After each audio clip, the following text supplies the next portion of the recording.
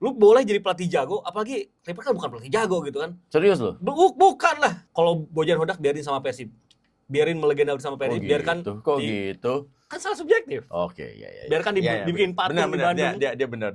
Mumpung lagi kosong, mumpung sudah tahu bagaimana sepak bola Indonesia, mumpung dia udah kenal Gue tahu nih arahnya kemana nih. Yang ada res-resnya nih jangan-jangan. Mumpung dia Jangan ada yang ada res-resnya nih. Mumpung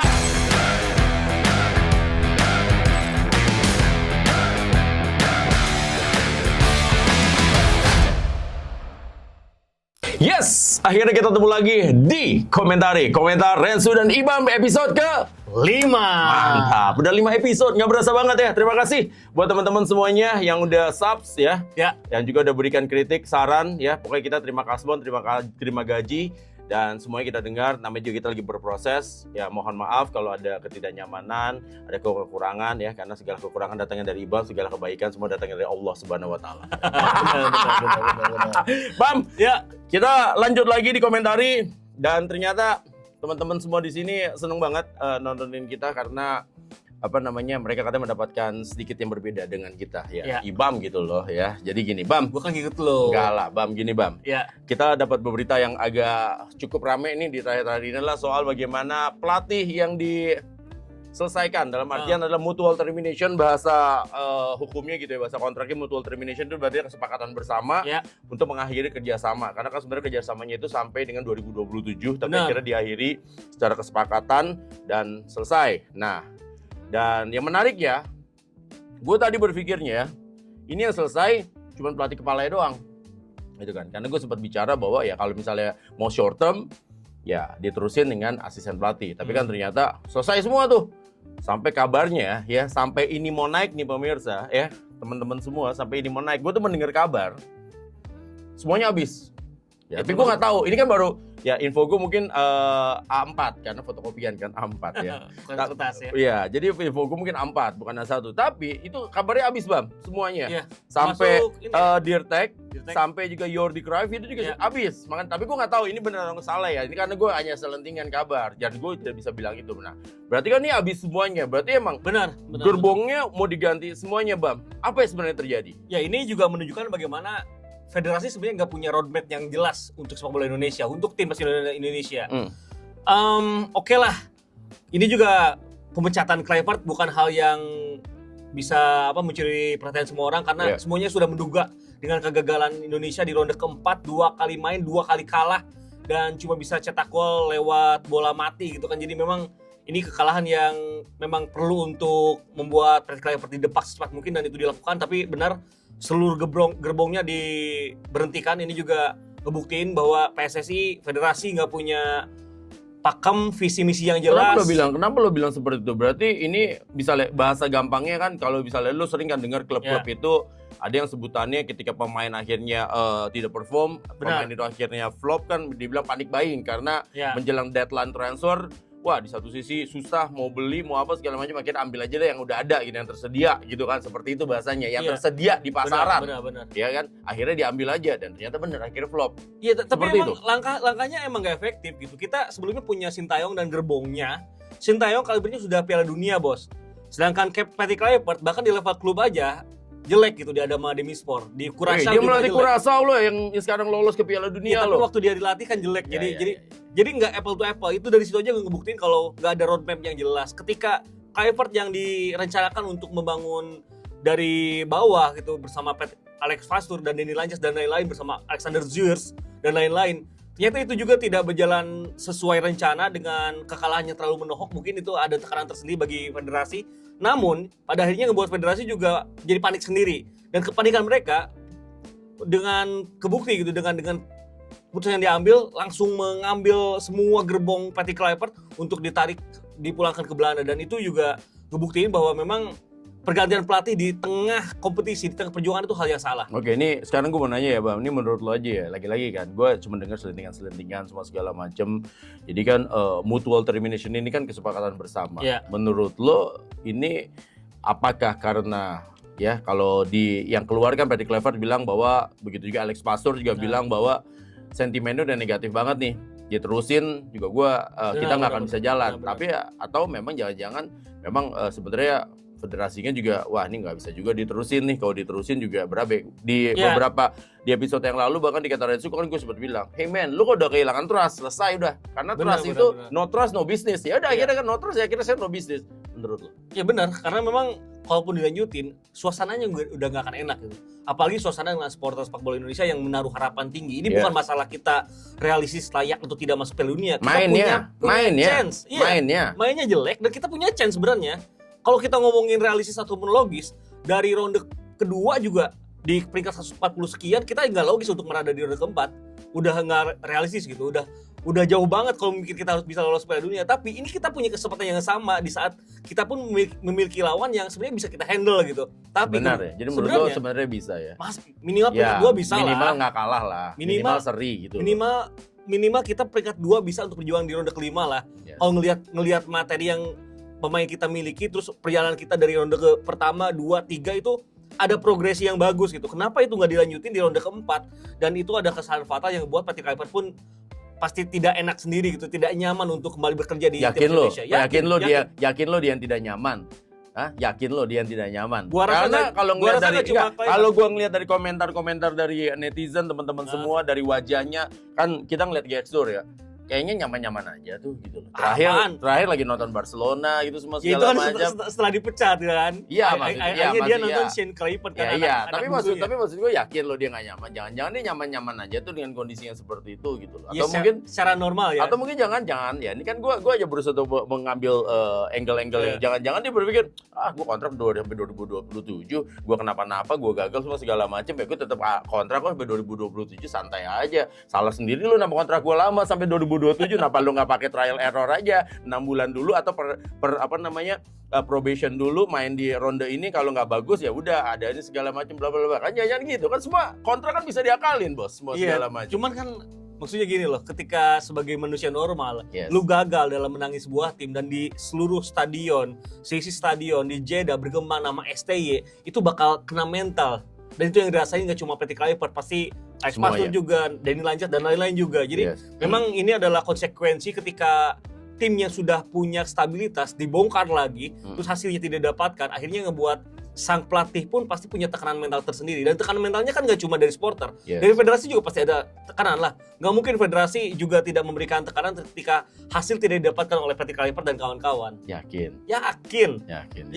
Nah, ini menarik ya. Dan misalnya seandainya dibilang, ini kan saya mencoba untuk melihat apa yang terjadi kemarin juga ya, soal bagaimana Patrick Kluivert tidak menghampiri fans. Di situ kan ada Ultras Garuda, ada La Grande juga, ada fans sepak bola Indonesia, fans timnas yang casual apa segala macam bla bla bla, ada semua lah. Mereka datang, ada yang jauh-jauh loh dari Indonesia loh ke sana gitu, bukan hanya yang ada di wilayah Timur Tengah aja. Nah, menurut lo keputusan dia bersama timnya untuk tidak menghampiri fans itu benar atau salah menurut lo?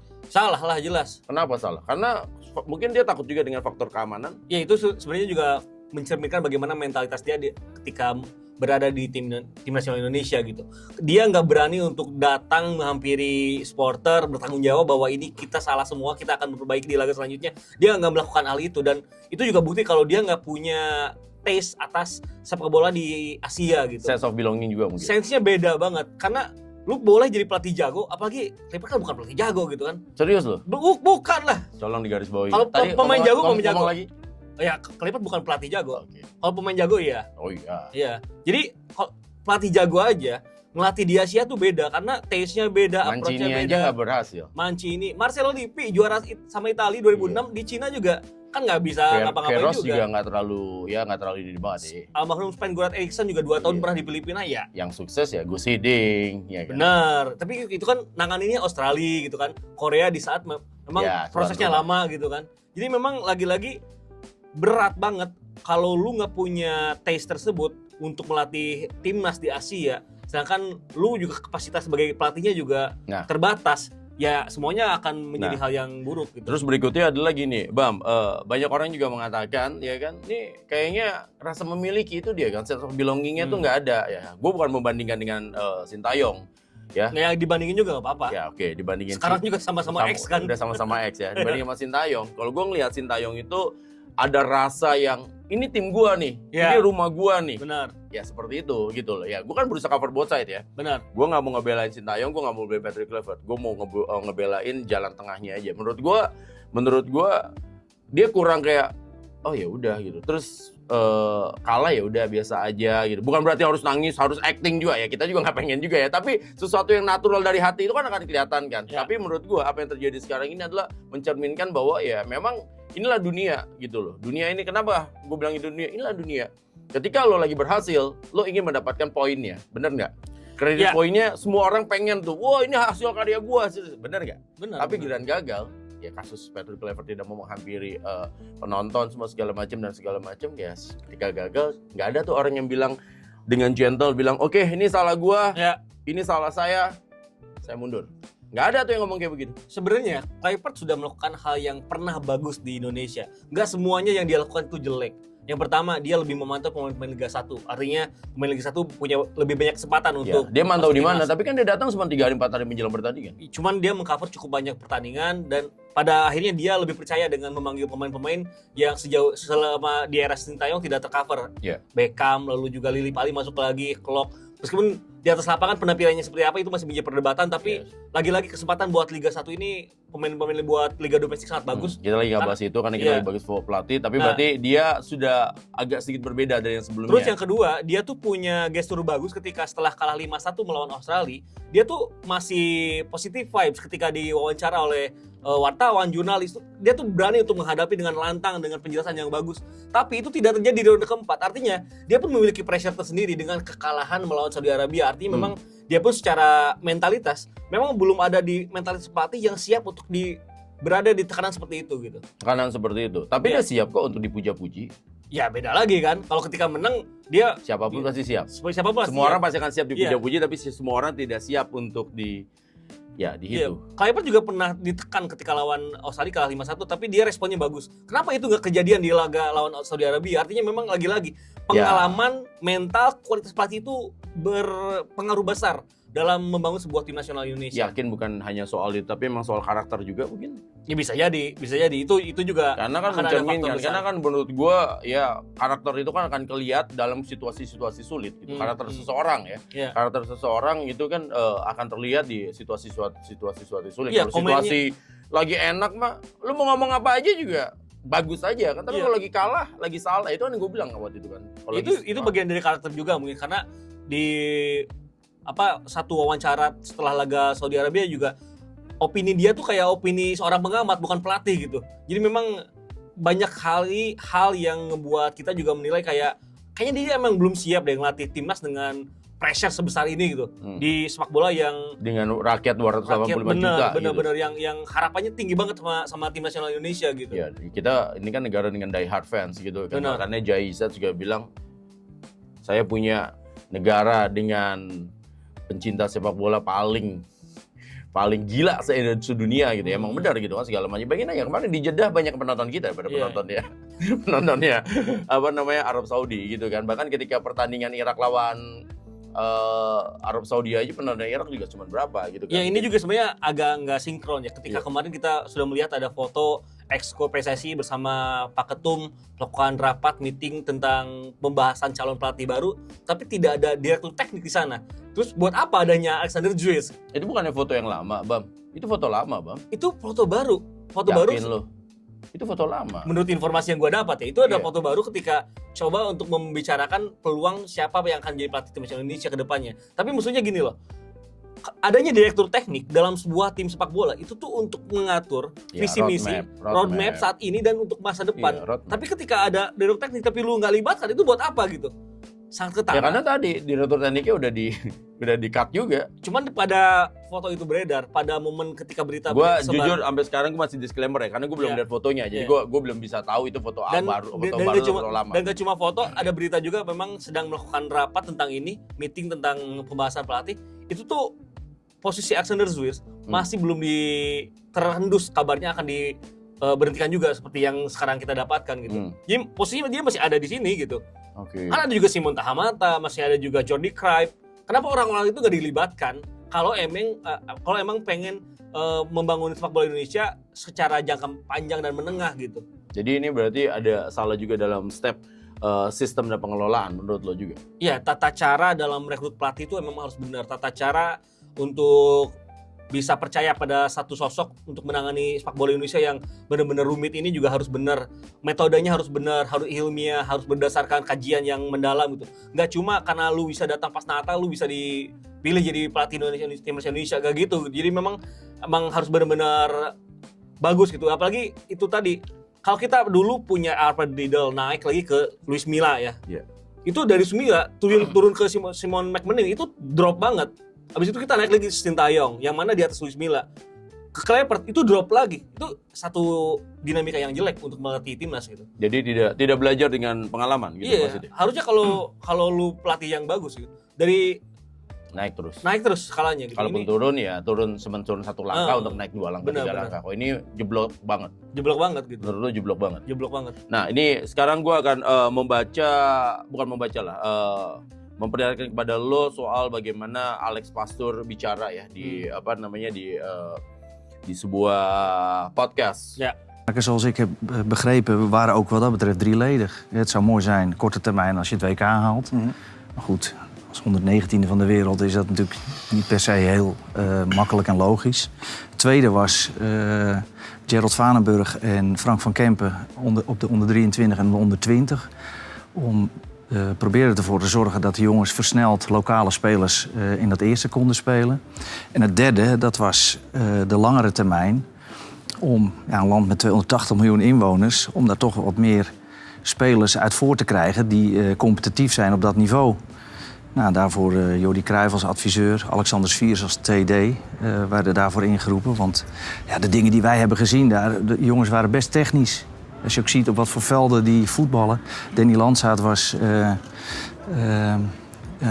op de Molukken. Ja. Ja, en die gasten die voetbalden op een veld, dat was bij wijze van spreken een driehoek en bultjes, maar fantastische techniek.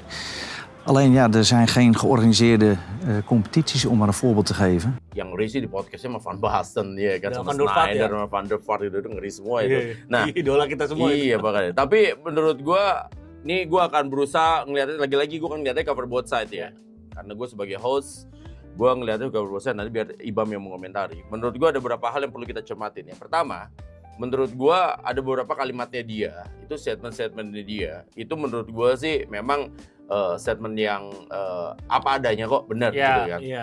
Ya, cuman memang terus yang kedua, kalau menurut gua ada statement yang sedikit membuat gua tergelitik adalah ketika misalnya dia bilang bahwa peringkat 19 itu susah untuk lolos. Benar. Kita nggak usah diomongin, kita sama-sama tahu kok itu memang susah, memang bisa segala macam. Tapi yang gue tangkap, gue bukan soal bisa atau tidaknya ya, tapi kalau gue, Bam, gue akan sangat realistis berbicara bahwa memang nggak bisa, susah. Tapi apapun kondisinya, gue tidak akan pernah menunjukkan kalau gue pesimis. Hal seperti itu ya. Jadi kalau misalnya gue tangkap hal seperti itu, jadi ini jangan-jangan ya. Ini kan gue lagi bicara nih jangan-jangan. Nih gue tidak ngomong pada saat dia ngomong ya. Jangan-jangan maksud gue pada saat mereka lagi ngelatih, ini jangan-jangan mereka pesimis nih sebenarnya gitu loh. Bukan setelahnya ya. Bukan setelahnya loh. Ingat ya. Ini buat teman-teman juga semuanya. Ini bukan setelahnya. Ya kalau setelahnya sah dia ngomong seperti itu karena memang ini realistis peringkat 119 hanya Korea Utara peringkat 105 yang bisa lolos ke Piala Dunia ya kan. Tapi dari itu hampir nggak ada tuh segala macam. Nah, jangan-jangan ketika mereka melatih di tim itu jangan-jangan mereka tuh pesimis gitu loh. Ya, sementara kalau Sintayong dan pelatih-pelatih sebelumnya mungkin ya tetap yakin kok bisa kok. Nah, gitu loh. Nah, ini gue nggak tahu menurut lo gimana? Gue rasa siapapun yang menjadi pelatih timnas Indonesia dengan kondisi sepak bola Indonesia yang terlalu politis, yang terlalu banyak drama dan terlalu banyak campur tangan, ini ngebuat seluruh pelatih pun yang pernah menangani timnas Indonesia akan sangat pesimis. Tapi gimana dia? Berarti nggak salah kalau mereka pesimis. Yang nggak salah. Dengan kondisi sekarang, iyalah.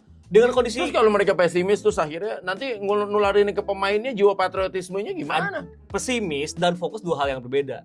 Pelatih sebelumnya memang dipikirannya pesimis, tapi dia tetap fokus untuk melatih, untuk nge-deliver bagaimana nge-approach, ngedrill pemainnya agar jadi dia tahu nih, oke, ini kita underdog, kita itu segala macam, yang penting kita fight dulu deh. Itu kuncinya. Itu kuncinya. Itu dia tuh. Alfred Riedel dulu juga fight dulu gitu.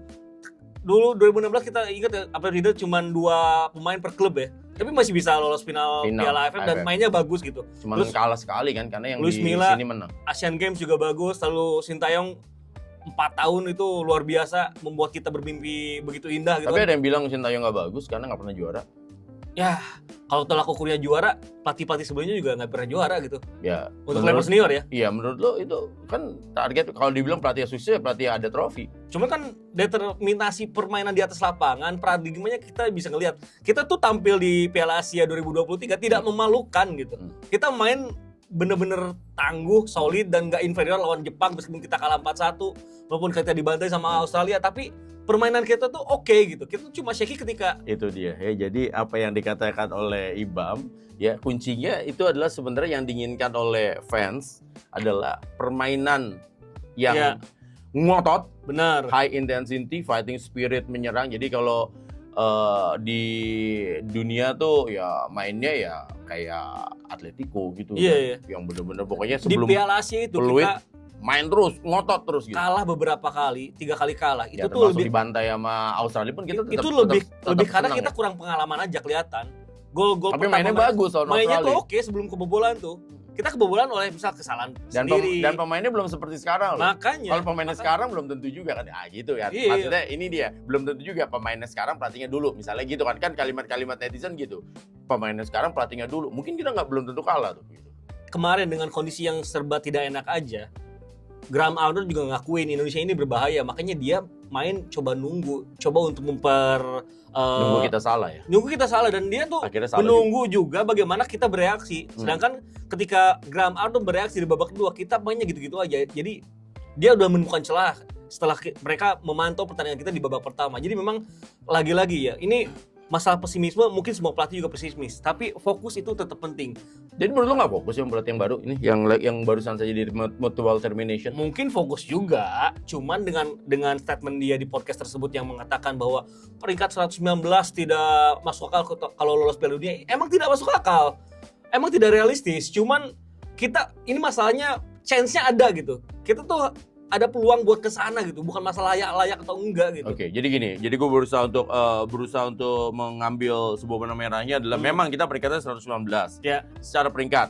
Benar. Tapi ketika kita compare dengan lawan-lawan kita yaitu Irak dan juga Arab Saudi, secara market value pun ternyata kita lebih unggul kok dibandingin mereka. Cuman memang dari segi pengalaman bermain sebagai tim, balik lagi kan kita bicara memang mereka lebih matang gitu segala macam. Jadi yang lo bilang tadi walaupun 119 tapi jangan hanya melihat di atas ketar 119 ya gitu kan, tapi lihat di atas lapangannya gitu kan, bahwa sebenarnya ya harusnya Indonesia bisa lebih kompetitif lah, mungkin bahasanya gitu ya. Menang sih itu kan udah susah lah, maksudnya menang atau kalah itu kan urusannya udah faktor lain gitu, tapi paling tidak lebih kompetitif lah gitu. Iya. Apa yang terjadi di grup A juga kan kejadian seperti itu ya. Oman gagal lolos. Kita satu-satunya yang nggak dapat poin loh. Iya, Uni Emirat Arab dua grup itu. Kedua, tapi mereka tuh mainnya oke gitu. Masih bisa menyulitkan tuan rumah meskipun pada akhirnya ketika mereka kalah juga lolos ya udah sesuai prediksi kan, Qatar dan mereka juga pada akhirnya cukup menyerang AFC ya dengan tetap menyudutkan Qatar dan Saudi Arabia, tapi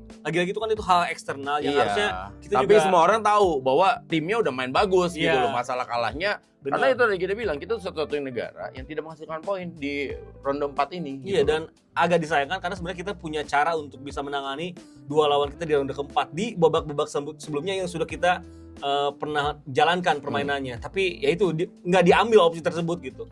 Dan gua rasa ada beberapa pernyataan Alex Pastur juga yang benar di podcast tersebut. Iya, salah satunya kan masalah dari fasilitas lapangan. Fasilitas itu benar. Itu karena benar.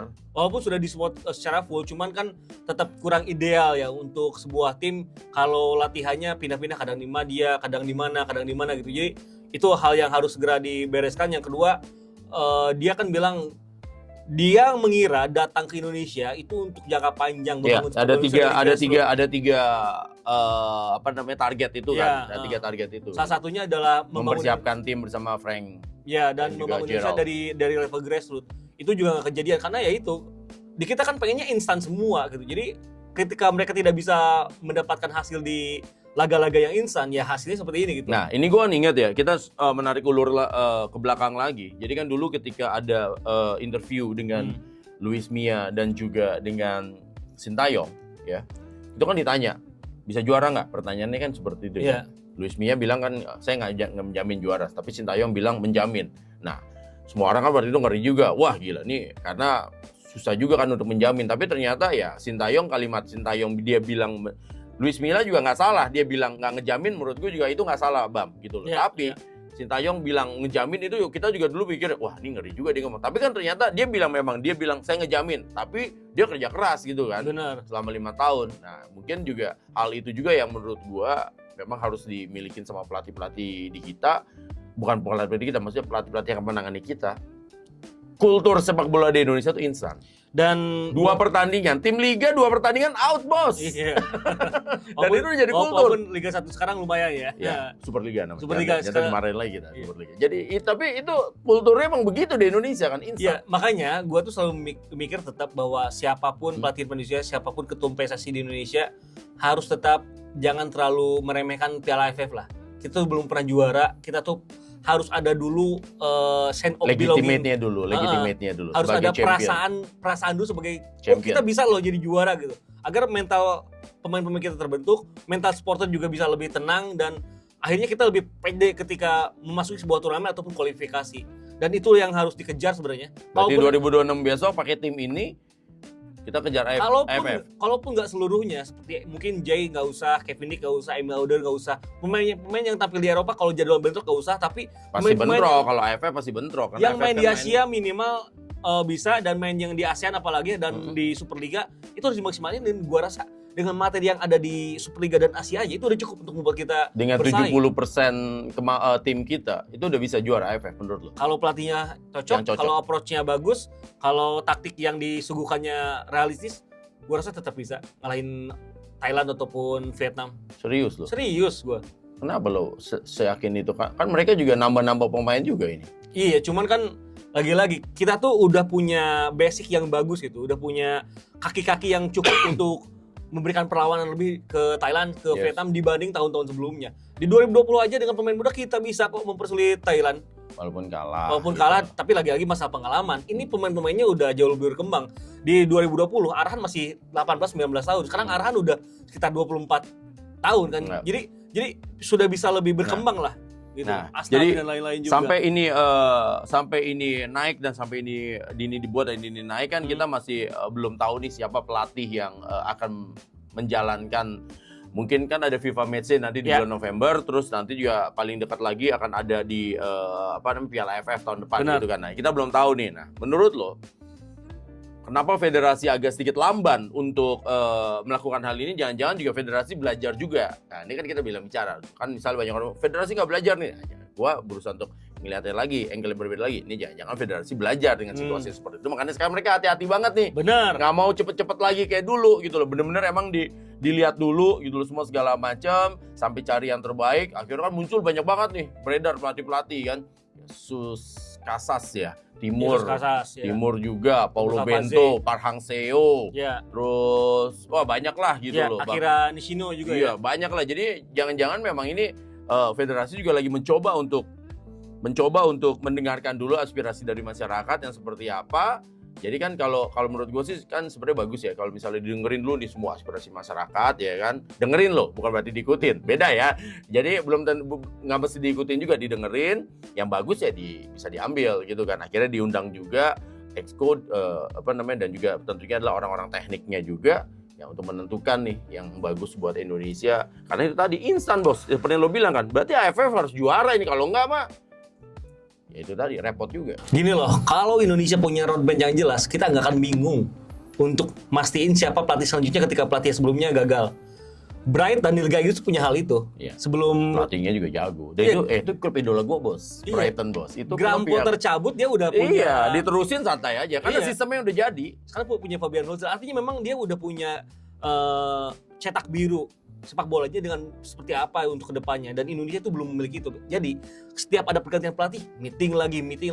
Ini juga bukan satu Villanesia sekarang udah nggak bisa lanjut kan. Villanesia 4-3-3 sekarang kan makanya 3-4-3 3-5-2. Udah benar-benar bingung ini kan pada akhirnya. Dan ini juga satu hal yang gua rasa tidak terlalu tepat untuk mendengarkan supporter. Boleh supporter memberikan ini, cuman dengerin boleh. Cuman Dengerin boleh dong, Bab. Lo nggak boleh ngomong gitu juga dong. cuma kalau nggak didengerin boleh, tapi kan diikutin atau tidak. ya itu kalau belum patokannya ke tentu. sana salah juga. Oke. Ketika ada pergantian dari Sintayong ke Kluivert, kita tahu kan info yang beredar, ketum PSSI, Exco ini diskusinya sama siapa? Sama influencer. Sama siapa? Coba. Influencer kan? Jadi beberapa Sama lo influencer. nggak? Jangan sama lo juga. Kan gua bukan influencer. Oh lu sekarang jadi influencer ini kan? Ini udah Amin, komentari, amin. udah influencer lah. Cuman Lu harusnya udah ditonton banyak orang ya enggak? Cuman harusnya orang-orang ini diskusi sama orang-orang yang punya benar-benar sertifikasinya jelas secara kepelatihan di level AFC, di level A. Emang yang Eropa. diajak ngomong ini emang nggak punya sertifikasi. Tapi punya, karena punya nggak futsal. tapi kan nggak jaminan apa? Punya tapi futsal. Kan gue yang ngomong lo ya. Terus udah gitu apa namanya? Nah ini masalahnya gini loh Bam. Ini masalahnya ya kan. Dengan yang ada sertifikasi kan belum tentu juga. Ya belum tentu juga, tapi setidaknya mereka punya modal yang bagus secara keilmuannya gitu.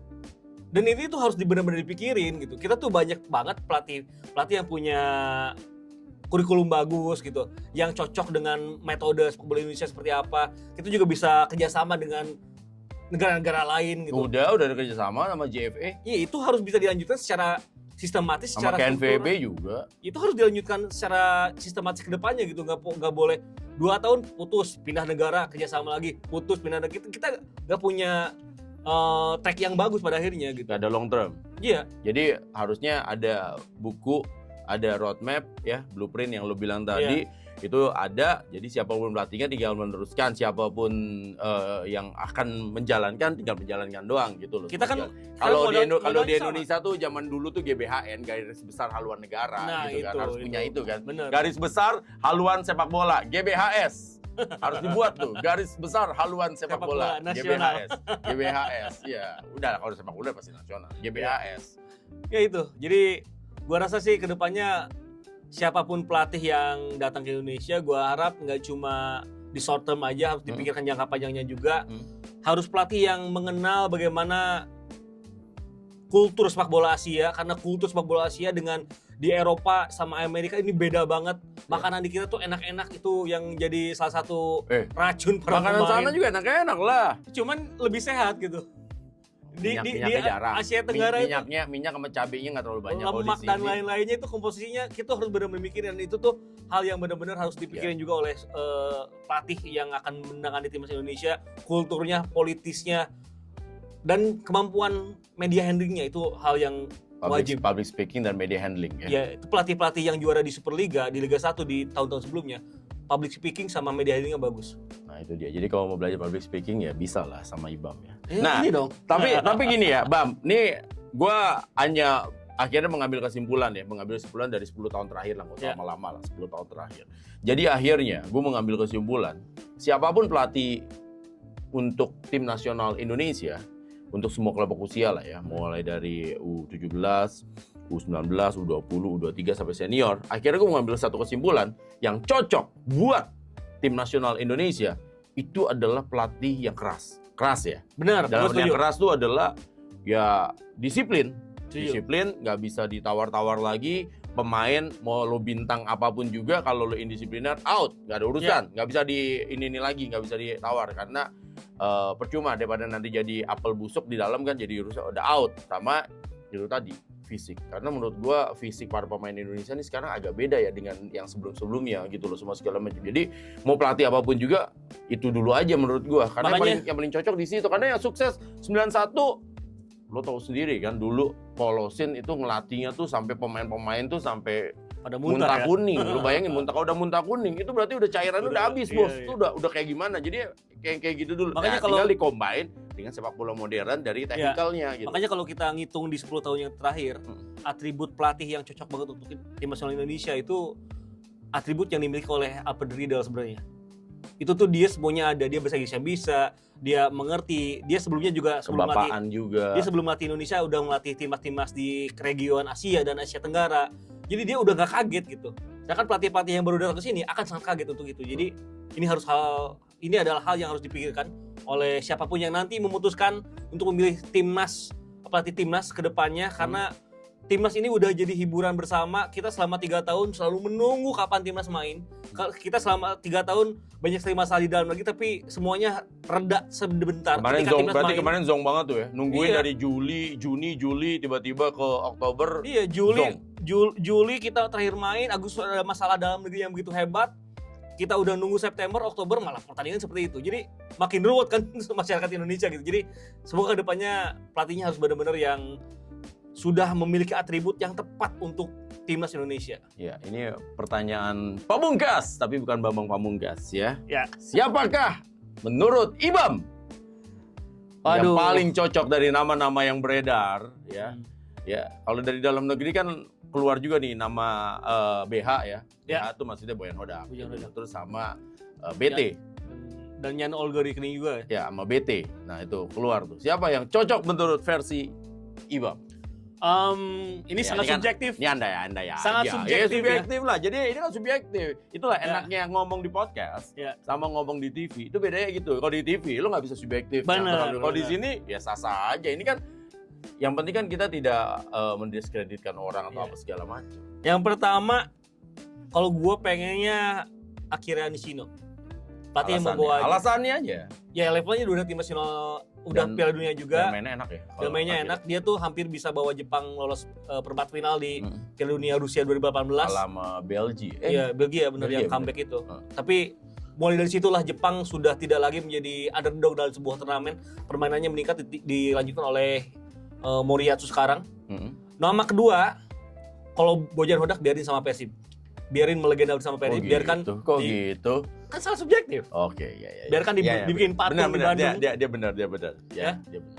Tapi yang nama kedua, mumpung lagi kosong, mumpung sudah tahu bagaimana sepak bola Indonesia, mumpung dia udah kenal Gue materi tahu nih Indonesia. arahnya kemana nih. Yang ada rest-restnya nih jangan-jangan. Mumpung dia Jangan ada yang ada rest-restnya nih. mumpung dia punya karakter permainan yang bagus, Dan bisa mainnya membawa disiplin. tim. Dengan pemain yang apa adanya. Dia dengan bisa bawa pemain juara Dengan di pemain Liga. yang apa adanya gitu Ya. kan. Ngandelin William Prime aja jadi juara gitu maksudnya. Pemain-pemain lokal, pemain-pemain muda. Dan pemain muda jadi semua loh. Jadi Di semua. era dia Reza, kemarin juga tuh ya kan yang Ya. baru lagi Ardiansyah, terus apa lagi Detan. Ya termasuk Yasa sama Yance. Dia bisa bikin suatu coaching tim yang solid. Itu diakui sama pelatih penjaga gawang yang gue kenal sendiri gitu. Bernardo Tavares. BT berarti. BT. Dan dia menurut gua karena kan dia backgroundnya dari analis ya. Iya. Dan berarti secara tidak langsung lo ingin mengatakan bahwa pelatih yang cocok sama Indonesia, kultur sepak bola yang cocok itu bukan Belanda tapi Portugal. Bukan masalah Karena negara. ada sempat Bukan masalah negara, Bukan bukan masalah masalah negara. ya, Bukan ya. masalah negara. Jadi bukan soal itu ya. Ya bukan soal itu. Tapi soal karakter Bukan dia, karakter dia. style of play Dia dia, udah lebih dan kenal- how to manage timnya Benar. dia kan. Dia sudah lebih mengenal sepak bola Asia, sudah Dan lebih sukses. mengenal Asia Tenggara dan Indonesia. Dan Itu penting sukses. banget. Itu sukses. Terus kalau misalnya ini sedikit tambahan aja, ini disclaimer juga. Dan dia juga pelatih yang keras loh, yang Nah, lu bilang iya, tadi. itu dia. Terus dia cinta pemain muda juga. Iya. Banyak pemain dengan materi pemain dan dia nggak pernah komplain. Ya, itu. Dia nggak pernah komplain. Itu di Indonesia cocok loh. Pelatih yang Cocok, tidak pernah iya, komplain cocok. itu. Jadi pelatih di Indonesia tuh fight dulu, komplain nomor 2. Jangan 4 tahun gaji telat tapi masih bisa bawa juara tuh edan gitu. Gue nggak ngomong ya. Gue nggak ngomong. Ibam yang ngomong. Nah, jadi maksud gue gini. Media yang ngomong. Jadi apa namanya? Yang paling penting fight dulu, komplainnya setelah itu. Benar. Jangan lu komplain di awal dulu. Ya capek banyak Iya. yang komplain. Nggak ada yang sempurna tuh megang tim tuh nggak ada. Sampai yang kedua, misal bicara bahwa nanti di Asia seperti apa? Nih kan gue yang nama-namain aja ya. Tugas gue kan nama-namain aja. Ini sukses loh, PSM Makassar di kompetisi Asia. Iya, masih bisa. Yang masih salah satu yang ngegendong ranking Official, ya? liga di AFC Iya. itu PSM Makassar loh. Dia bisa bawa PSM maju ke final wilayah ya. Jadi memang sangat layak untuk dicoba. Mumpung lagi kosong, mumpung tidak terikat kontak siapapun, ya kan? Mumpung sudah mengenal sepak bola Indonesia, itulah yang penting. Itu dia. Yes. Baiklah, teman-teman semua. Setujukah apakah yang dikatakan Ibam? Setuju pasti. Ya, drop komen Anda ya, dan jangan lupa juga untuk sub tentunya di Iya. Kata Rensu. Jadi kasih juga mau ide mau bahas apa. Ini kalau teman-teman mau ngajuin nama-nama pelatih, boleh dong. boleh. Boleh. Bisa pengen siapa? Pengen Erik ten Hag yang lagi nganggur gitu kan, itu Belanda Iya. juga tuh. Boleh ngomong aja. Oh gitu ya. Boleh semuanya. Gue juga mau tapi Kalau gue maunya Diego Simeone. Sampai kapanpun gue tetap sangat ngefans ya, sama pelatih Milan aja itu. Diego Simeone. Sampai kapanpun gue ngefans kalau ditanya Diego Simeone ya. Itu dia. Ya. Bam, selesai juga. Nggak berasa loh, kita ngobrol panjang juga ya. Ini salah satu yang terpanjang. Di komentari. Jadi itu tadi kita lihat ya, ini adalah point of view-nya kita. Ya. Ya belum tentu benar juga, tapi kan ini kan Betul, hanya pandangan dari betul, kita. betul, Jadi betul. ini juga ada beberapa yang kita omongkan kan juga mungkin pada saat nanti ini muncul, ini tayang ya mungkin agak sedikit berbeda karena kan kita sebelumnya gitu ya segala macam. Bam, kita harus pamit sama semuanya. Terima kasih sudah selalu mendukung kita, sudah selalu subs ya, sudah selalu drop komen. Yang pasti saya lagi sampai jumpa di ya komentari episode berikutnya. Itu dia.